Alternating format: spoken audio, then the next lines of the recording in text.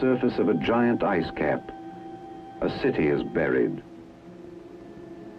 Today on the island of Greenland, as part of man's continuing efforts to master the secrets of survival in the Arctic, the United States Army has established an unprecedented nuclear-powered Arctic Research Center. Located in a wilderness of ice and snow, Camp Century is 150 miles from Thule, its nearest base of supply. This is an ideal Arctic laboratory. For more than 90% of Greenland is permanently frozen under a polar ice cap which covers all but a few coastal areas of the island. Camp Century is buried below the surface of this ice cap. Beneath it, the ice descends for 6,000 feet. In this remote setting, less than 800 miles from the North Pole, Camp Century is a symbol of man's unceasing struggle to conquer his environment, to increase his ability to live and fight if necessary under polar conditions. This is the story of Camp Century, the city under ice. It was in May 1959, after more than a year of preparation, that a small party of Army engineers conducted the final search to select a site for Camp Century. Listen now to the voice of Captain Tom Evans, the young officer who was in charge of the construction of the camp.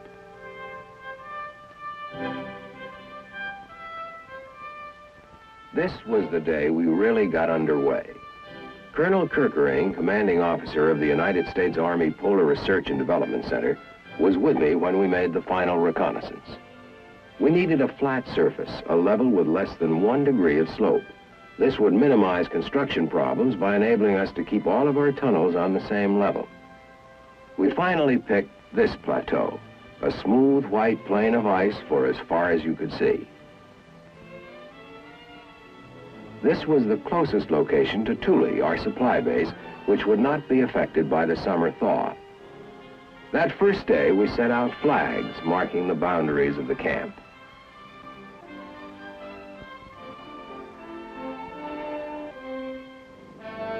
This is rugged country. Nothing lived on the ice cap. Not even seal or caribou survived in this climate.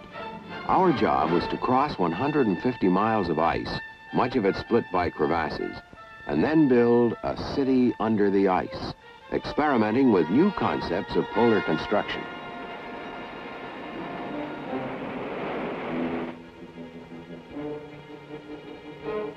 It was several weeks later, at a point where the ice cap sloped down to a narrow strip of barren land along the coast, that our supplies began rolling in by truck for transfer to sleds. To make this transfer possible, we'd had to build a 3-mile road up onto the edge of the ice cap.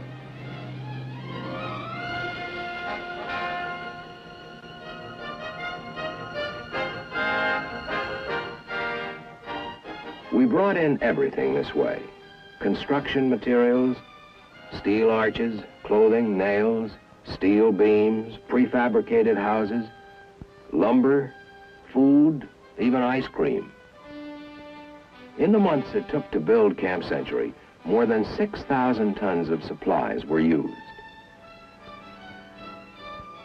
Even the vehicles we used at the site had to be transported over the ice on big bobsleds.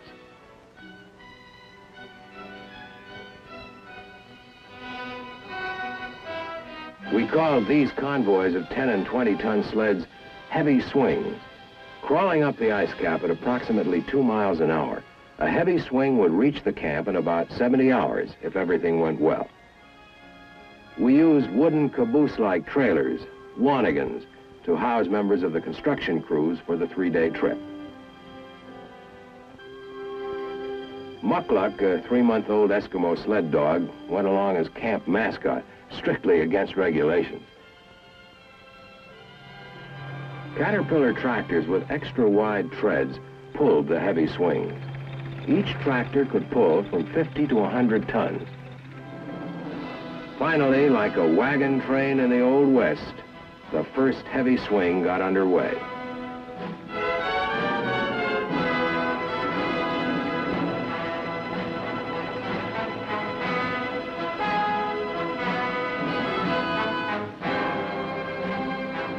At the same time, we used another type of smaller vehicle to transport an advance party. These polecats would average 10 miles an hour and make the trip in little more than half a day. A convoy of polecats, each section carrying 6 men, was called a light swing.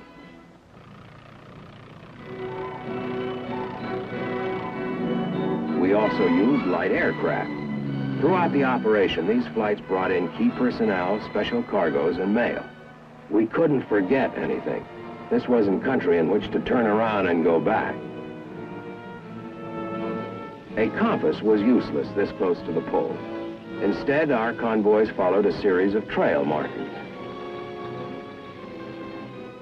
Traveling in a Wannigan was a long way from the early tractor trains of the 30s with sourdough biscuits and warmed-up beans. From the days spent loading the heavy swing, the men's faces were already deeply sunburned. During the trip, in shifts, half the men rode and half slept. Navy-type bunks were used for sleeping, if you could sleep in the 24-hour sunlight.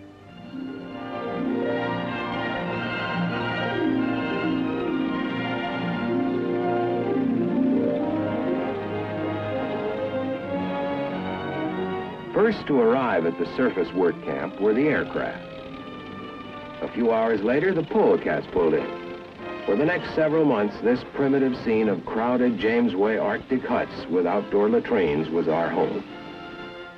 Now the real job began. Altogether, I had 4 other officers and a hand-picked group of 11 non-commissioned officers to help supervise the military construction crew of Camp Century.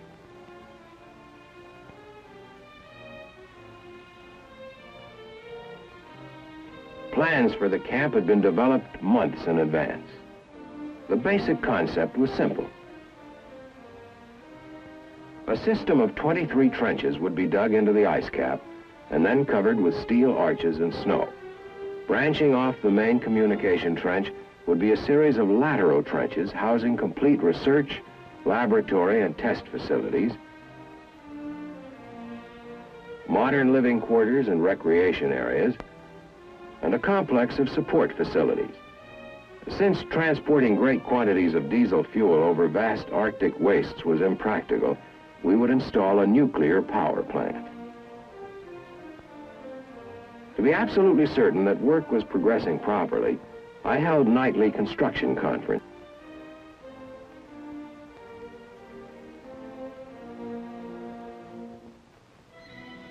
We got to work immediately cutting trenches. This snow milling machine, the Peter Plow, was our pride and joy. Manufactured in Switzerland, it could handle up to 1,200 cubic yards of snow an hour. Designed to clear roads in the Alps, it was ideal for our purpose, being capable of making extremely precise cuts. It was usually operated by 2 men, one controlling the machine's horizontal movement, the other controlling its vertical movement and speed.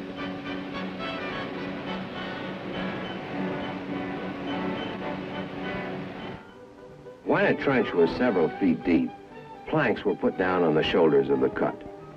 Later on, these planks would be used to support the steel arch roof which would cover the trench.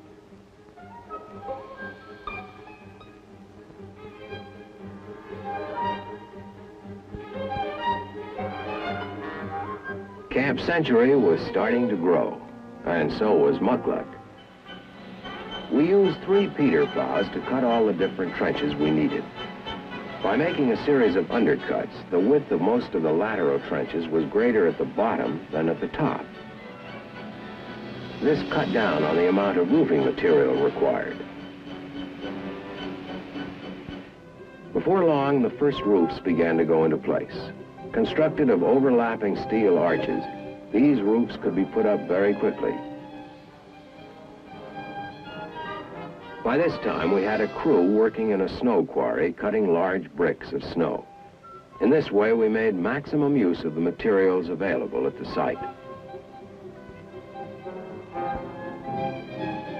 Somehow, Mukluk seemed to be everywhere, always making himself useful.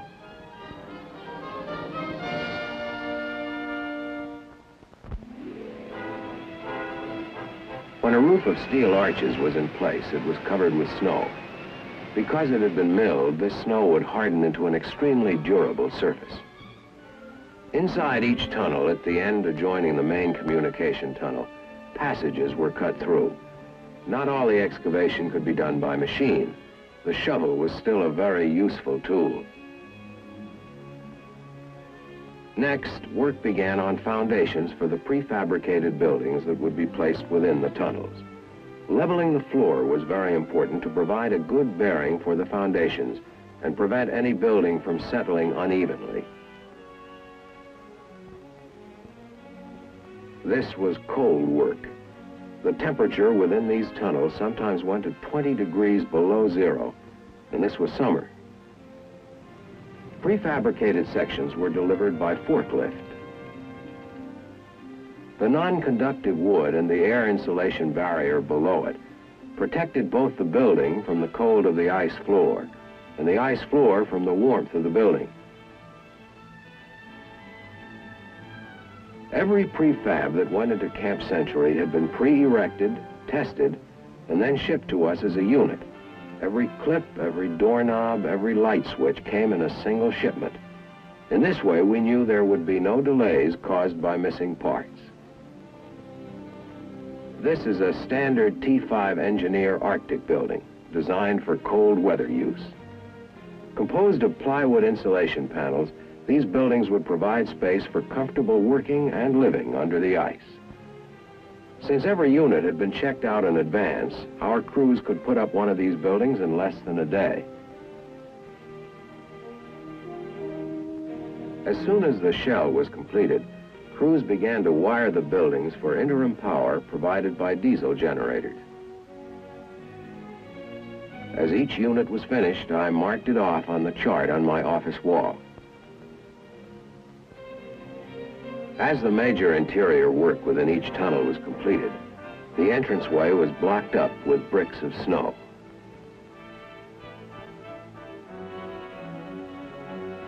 It took about 2 days to build one of these walls. Once in place, these bricks would bond together into a solid wall, and only a small entranceway would be left.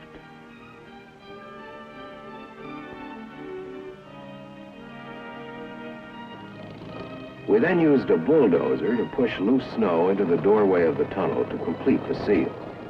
Later, an escape hatch would be placed at the end of a small wooden form for an emergency exit. When it was completed, the entrance was weatherproof and serviceable. Throughout the long period of construction, within the primitive facilities of the work camp, the men solved the everyday problems of working and living as best they could.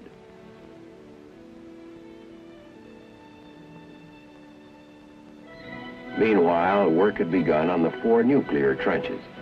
These were the widest and deepest trenches and did not use the undercutting principle.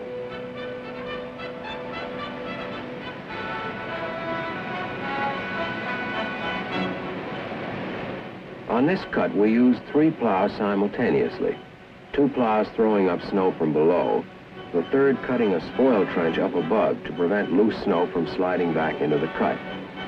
To avoid melting caused by the sun, much of this work was done at night. These scenes were filmed at 2 a.m.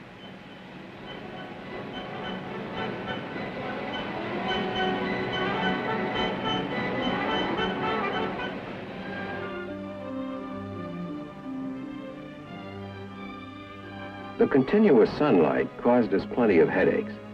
A black tarpaulin was used to protect the section of this 40-foot cut most vulnerable to the sun's rays. Below, foundations and structure for the reactor building were put in place. Until the trench was covered, there was always a threat that the 40-foot arches would collapse a shoulder already weakened by the 24-hour-a-day Arctic sunlight.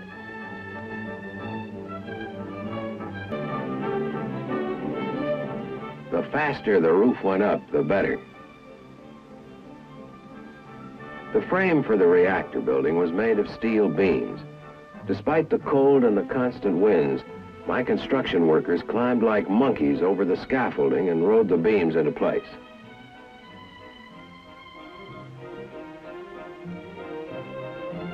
At this same time, within the tunnels already completed, we were installing piping for water and electricity. Heavy insulation material was wrapped around every pipe to protect against the extreme cold. A copper heating element inside the insulation kept water lines from freezing. Flexible sewage lines also had to be run through the camp. At this time, to keep on schedule, we were using 12 and sometimes 14-hour shifts.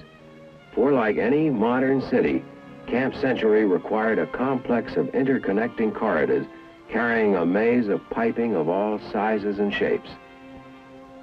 One of our proudest achievements was our solution of the water problem.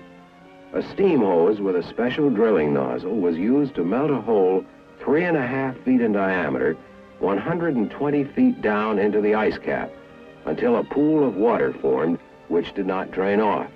This pool provided 10,000 gallons of fresh water daily. Throughout the camp, an extensive electrical system was now installed. For electrical heating would not only be clean, but it would also reduce the threat of fire. And fire was the worst hazard under the ice.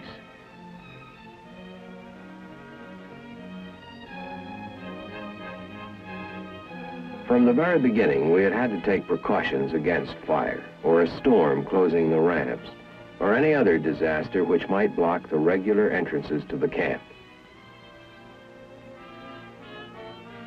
16 of these escape hatches were strategically located throughout the various tunnels.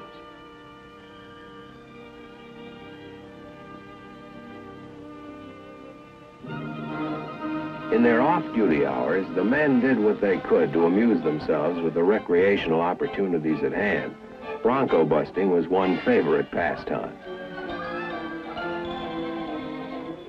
By this time, Muckluck was almost full grown.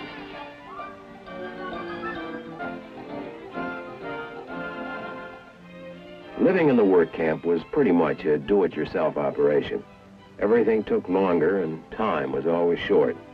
Since our crews were working around the clock, if a problem came up, it couldn't wait. We tried to resolve it immediately. By early July, most of the heavy construction work on the tunnels was completed. Throughout this operation, it was a steady stream of heavy swings moving back and forth across the ice, more than any other single factor that made it possible for us to complete Camp Century on schedule. 25,000 gallons of diesel fuel, 110 tons, an all-time record sled load. The continuous flow of tractor trains bringing in enormous cargoes were like the dependable tortoise, slow but steady. But they were our lifeline. To service our many vehicles, a maintenance shop was constructed closer to the surface, both as a repair shop and as a garage. For the sub-zero temperatures meant equipment had to be kept warm. Otherwise, engines wouldn't start, lubricating oil solidified, and electrical connections froze. It was at this time that the Marine Fiddler arrived at Thule with the nuclear power plant. Designed for air transportability but transported by sea to reduce costs, the nuclear plant was the last major phase of our operation and the most difficult. This unit, for example, part of a vapor container, weighed more than 21 tons. Awkward to handle and with high centers of gravity, these packages were delivered to the ice cap over a road built specifically for their transport.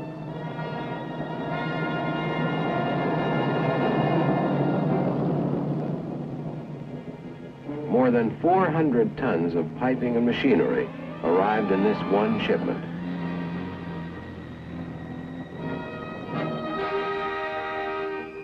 Since the Arctic cold makes metal very brittle, each unit had to be handled with great care. Even a routine impact could cause metal to crack or break. Both Colonel Kirkering and the swing commander checked the loading.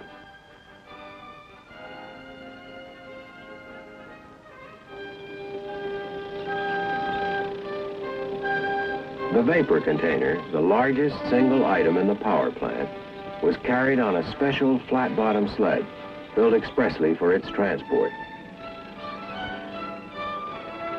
Everything seemed fine the morning the heavy swing moved out.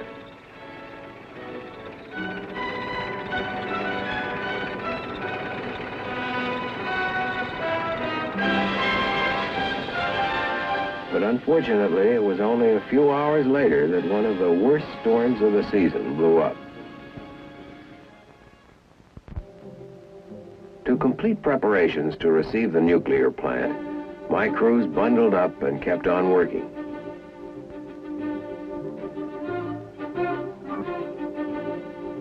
The opening in the roof of the main nuclear trench now had to be closed quickly before the trench began filling with snow. Despite the storm, the heavy swing was still moving. At our end, my crews kept working. It was the only way we could be ready. Out on the ice, the storm cleared a little, and notwithstanding the tremendous load and the weather, this swing made the trip in record time. Just as the swing arrived at the camp, the storm let up entirely. Work began immediately unloading the shipment in preparation for its emplacement. Covers were removed, crates opened. None of the excitement affected Muckluck in the least. Boxes of piping and wiring, each item carefully labeled, were opened so that each unit would be available when needed. Major components shipped in pieces because of weight limitations were reassembled before being moved into the trenches.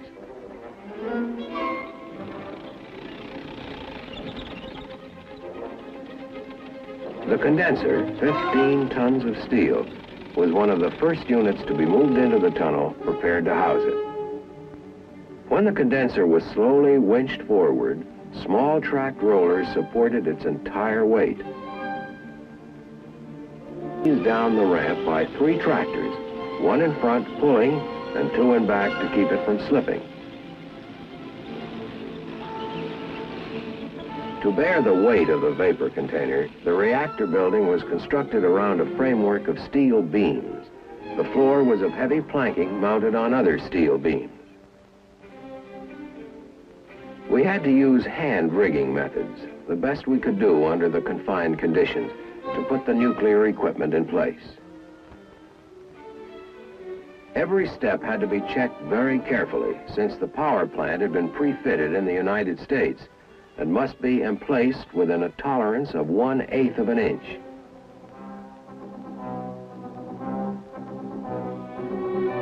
The power plant consisted of 4 basic elements: a nuclear heat source, equipment that would convert the heat energy into electrical energy, and a system to dispose of excess heat, all regulated by an extensive network of instruments and controls.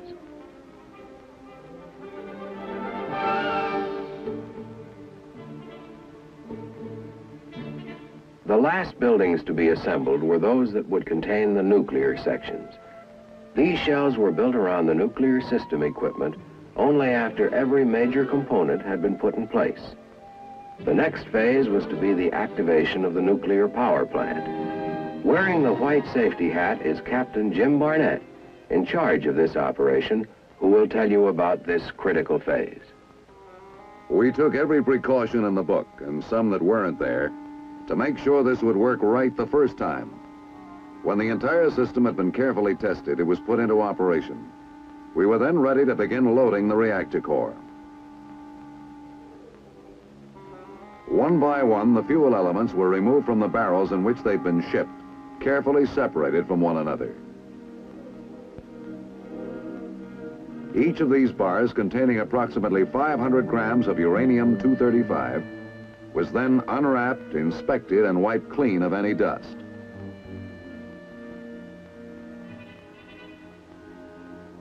Crewmen wearing protective clothing began to load the fuel elements into a fuel storage tank.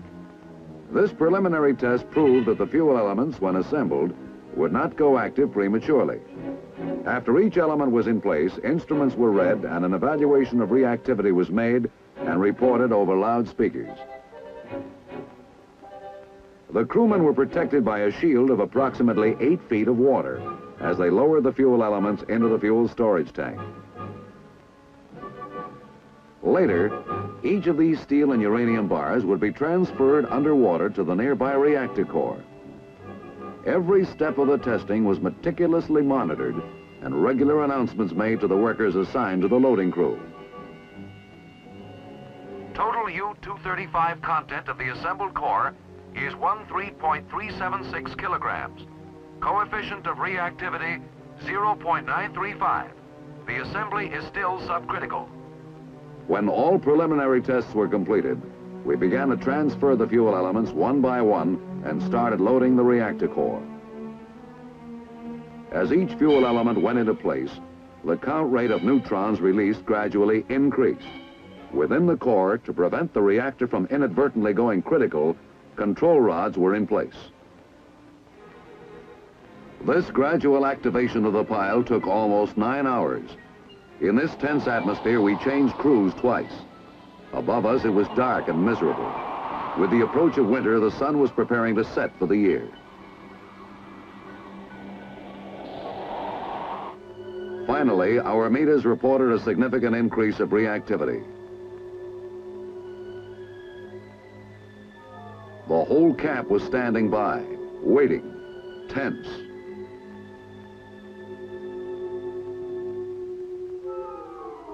By the 9th hour, the last fuel element had gone into place.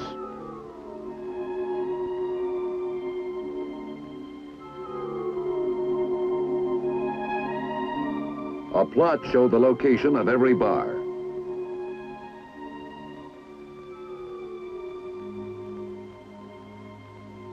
Then the control rods were gradually withdrawn until the reactor went critical at 6:52 a.m.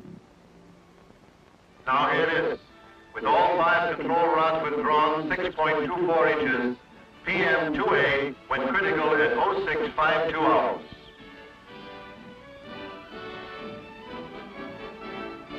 Within the next few weeks, the final touches were put to Camp Century. Today, powered by its nuclear reactor, this unique installation is a completely modern community deep under the ice. This is a far cry from the primitive Jamesway huts of the work camp, where 3 showers served 250 men. Here, there are showers for all and facilities for every modern convenience.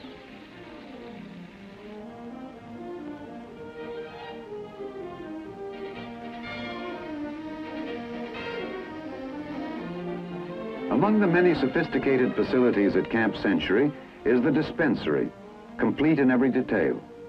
For while the remote research community is isolated by 150 miles of ice and snow, its medical capabilities can cope with almost any emergency. It also has a small chapel for regular religious services. And it boasts the largest deep freeze in the world. Here is enough food to feed the camp for several months. Everything from steak to fruit salad.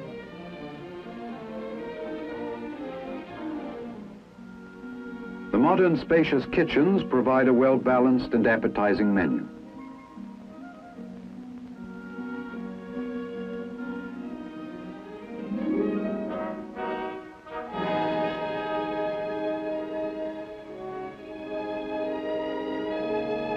To satisfy the enormous appetites that working in this climate produces means extra rations, but there's always more than enough. Except for the fact that they have no windows, the men of Camp Century live exactly as do other soldiers. Their quarters are modern, spacious, comfortable, and are not lacking in any detail.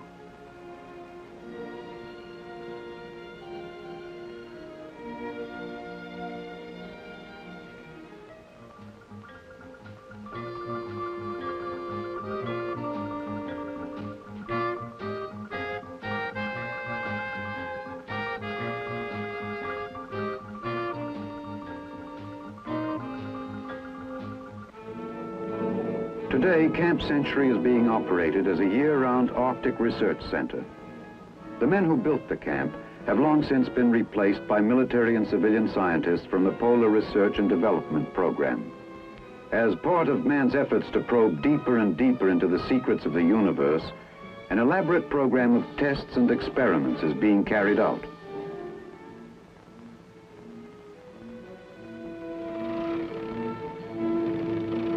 At this very moment, somewhere, men from Camp Century are at work, within the city itself or out on the ice cap. Only muckluck remains from the original contingent.